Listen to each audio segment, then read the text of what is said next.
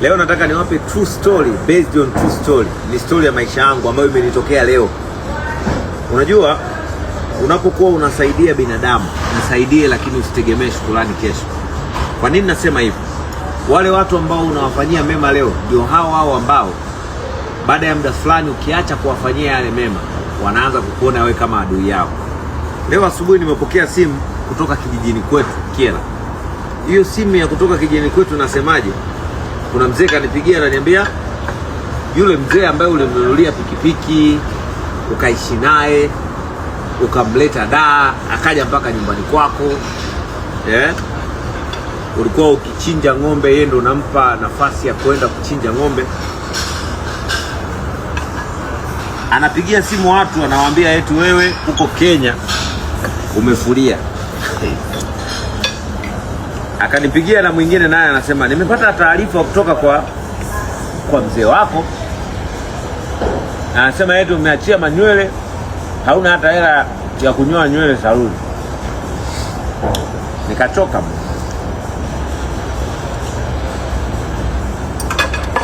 Hii story ngoja kwanza nikae kabisa.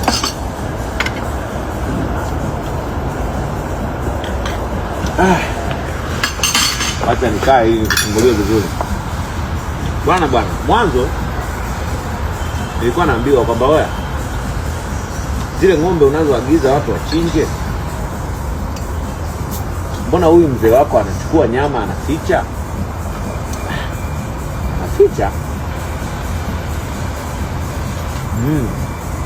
Anaficha vipi? Umetoa ng'ombe 50 zichinjwe. Ng'ombe zimechinjwa zote, lakini kuna nyama wanauziwa wabucha.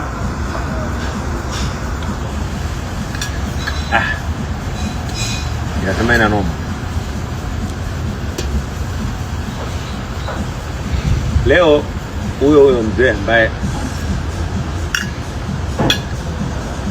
nimemnunulia pikipiki bure kabisa, sio babangu, sio mama, sio ndugu, sio mtu yote, bure nimempa.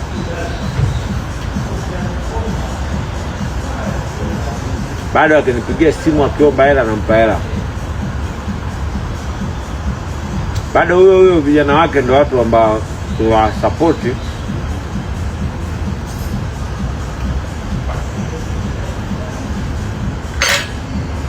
Siku yenyewe namnunulia pikipiki, sikumwambia kama namnunulia pikipiki, akajidalalia mwenyewe.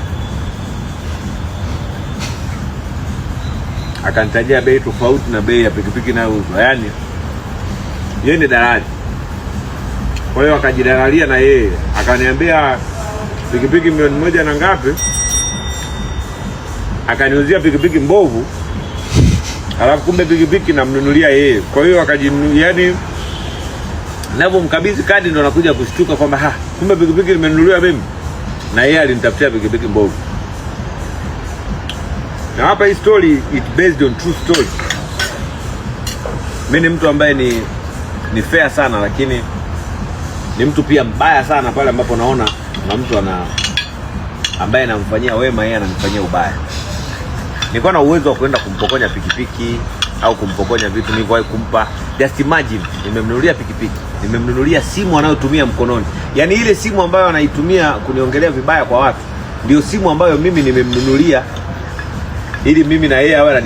Ushafikiria? Yaani mtu ambaye wewe mwenyewe umemnunulia simu na ndio huyo ambaye anakaa na kusema vibaya kwa watu. Kwa hiyo tenda mema kwa watu, lakini usitegemee hao watu wataendelea kukutendea wema na wewe.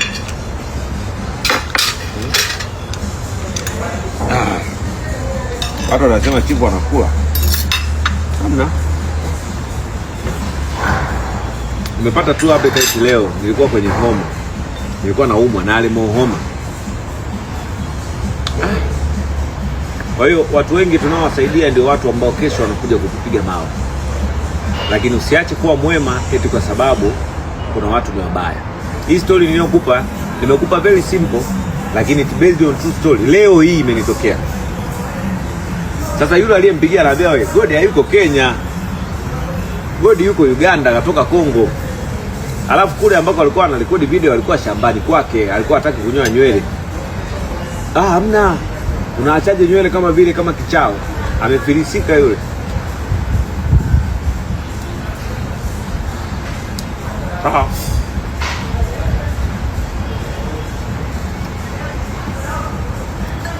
Watu ambao tunawasaidia leo ndio kesho wanakuja kutuua.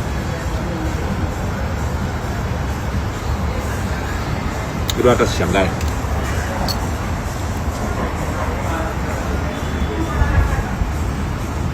Lakini kiukweli mimi bado nipo na mtaniona sana.